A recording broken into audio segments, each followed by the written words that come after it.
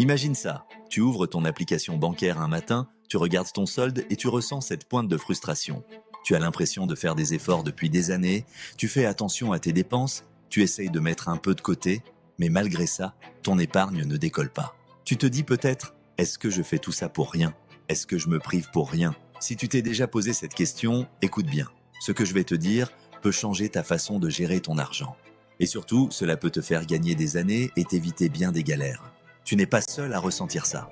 Même parmi les plus grands investisseurs au monde, on connaît ce sentiment. Charlie Munger, l'associé historique de Warren Buffett, un milliardaire respecté et reconnu pour sa vision à long terme, a une phrase qui résonne partout dans le monde de la finance personnelle. Les 100 premiers 1000 $ sont les plus difficiles. Oui, les 100 000 premiers. Ce premier palier est celui qui demande le plus de sacrifices, le plus d'efforts, le plus de discipline. Et pourtant, une fois que tu franchis ce cap, c'est comme si tu passais à un autre niveau du jeu. Ton argent commence à travailler pour toi et chaque étape suivante devient plus rapide, plus excitante et plus gratifiante. Imagine la scène. Au début, tu as du mal à économiser. Tu mets un peu de côté quand tu peux, tu te passes de certains plaisirs, tu surveilles les promotions. Mais ton compte monte lentement, trop lentement à ton goût. Puis, un jour, tu atteins la barre symbolique des 100 000 $. Et là, quelque chose change. Tu observes ton argent générer des intérêts, des dividendes, des plus-values. Ton argent ne dépend plus seulement de ton boulot. Il se met à produire des revenus tout seul. Et crois-moi, cette sensation change tout. Les étapes suivantes, 200 000, 300 000, voire 1 million, semblent arriver plus vite que tu ne l'aurais jamais imaginé. Alors comment expliquer ce phénomène? Pourquoi ce premier cap est-il si difficile et pourquoi la suite semble-t-elle plus simple? Il faut comprendre que le début, c'est comme monter une pente raide. Tu pars de zéro. Tu construis ton capital brique par brique. Chaque dollar économisé est un dollar que tu as toi-même gagné et mis de côté. Les intérêts composés, au début, ne pèsent pas lourd. Si tu investis 5 000 $ et que tu fais 10% de rendement sur une année, ça te rapporte 500 $. C'est sympa, mais ça ne change pas ton quotidien. C'est l'équivalent de quelques heures supplémentaires au travail. Mais à mesure que ton capital grossit, ce même rendement prend une toute autre dimension. Quand tu as 100 000 $ investis et que tu fais 10%, ça te rapporte 10 000 $ dans l'année sans rien faire de plus. 10 000 $, c'est déjà un voyage de rêve, une belle marge de manœuvre ou plusieurs mois de loyer couvert. Et quand ton patrimoine atteint 1 million, ces 10% te rapportent 100 000 $ par an. À ce niveau-là, tes investissements rapportent plus que le salaire annuel de la plupart des gens. C'est ça, la magie de l'effet boule de neige. Plus la boule grossit, plus elle ramasse de neige en roulant et plus elle grossit vite. Mais avant d'en arriver là, il faut franchir ce premier cap. Et c'est là que beaucoup abandonnent. Parce que le début peut paraître ingrat. Tu fais des efforts, mais tu ne vois pas les résultats. Tu as l'impression que ton épargne est une goutte d'eau dans l'océan.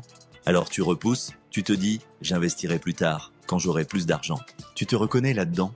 Ce raisonnement est un piège. Dire que tu investiras quand tu auras plus d'argent, c'est comme dire que tu mettras du bois dans le feu quand il aura commencé à chauffer. Ça ne marche pas comme ça. Tu dois mettre le bois d'abord pour qu'il produise de la chaleur. Tu dois investir d'abord pour que ton argent commence à produire des fruits. Et je sais qu'une autre pensée te traverse peut-être l'esprit. Investir, c'est risqué. Tu te rappelles peut-être d'un collègue, d'un oncle ou d'un ami qui t'a dit « Fais gaffe, investir c'est risqué, tu peux perdre de l'argent ». Et oui, il y a un risque. Mais il y a aussi un gros risque à ne rien faire et à laisser ton argent sur un compte qui ne rapporte rien pendant que l'inflation réduit sa valeur. Il faut savoir comprendre le risque et savoir le maîtriser, pas le fuir. Toutes les grandes réussites financières commencent par un premier pas, souvent fait avec hésitation. Une fois que tu as franchi le pas, que tu as placé tes premiers billets dans un investissement réfléchi et que tu vois les premiers résultats, tu prends confiance. Et petit à petit, tu crées une habitude, un système, une discipline. Alors comment faire concrètement pour atteindre plus vite ces 100 000 $? Laisse-moi te donner des leviers simples mais puissants. D'abord, augmente tes revenus. Oui, je sais, ça paraît évident, mais beaucoup négligent cette option. Tu peux demander une augmentation, chercher un job mieux payé, lancer une activité le soir ou le week-end. Peut-être que tu as une compétence que tu peux monétiser, donner des cours particuliers, créer du contenu, faire du consulting.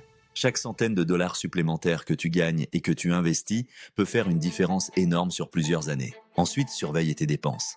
Pose-toi les bonnes questions avant chaque achat important. Est-ce que ça m'aide à avancer vers mes objectifs? Est-ce que j'en ai vraiment besoin? Une voiture trop chère, un loyer trop élevé, des gadgets inutiles, ce sont autant de boulets qui t'empêchent d'avancer. Réduire tes dépenses, c'est comme réduire le vent de face quand tu pédales. Tu iras plus vite avec le même effort. Troisième levier, rends ton épargne automatique. Ne compte pas sur ta volonté seule. Programme un virement automatique chaque mois. le jour même où ton salaire tombe. Comme ça, tu n'as même pas besoin de te poser de questions. Tu payes ton avenir en premier avant même de payer tes factures. C'est une routine qui peut tout changer. Quatrième levier, comprends le pouvoir du temps et des intérêts composés. Plus tôt tu commences, plus tes gains s'accumulent. Chaque dollar investi aujourd'hui travaille pour toi année après année. C'est comme planter un arbre. Plus tôt tu le fais, plus tôt il te donnera de l'ombre et des fruits. Et puis, il y a l'aspect psychologique. Au début, tu peux te sentir limité, mais quand ton patrimoine grossit, tout change. Tu as plus d'options. Tu peux prendre un poste plus risqué mais mieux payé, car tu as un filet de sécurité. Tu peux lancer ton business parce que tu as un fonds de départ. Tu peux accepter une opportunité immobilière, investir dans un projet d'amis ou dans une start-up prometteuse. Tu as de la marge. Tu n'es plus prisonnier d'un seul salaire. Et ça change ta vision de la vie. Tu ne regardes plus l'argent comme une source de stress, mais comme un outil de liberté. Laisse-moi te raconter 2 histoires. La première, c'est celle de Julie. Julie a un bon boulot, elle gagne correctement sa vie, mais elle se dit toujours « quand je gagnerai plus, je commencerai à investir ».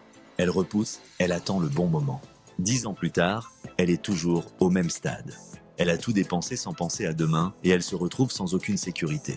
La deuxième histoire, c'est celle de Marc. Marc gagne le même salaire que Julie, mais il a décidé de prendre les choses en main. Chaque mois, quoi qu'il arrive, il met de côté 100 $.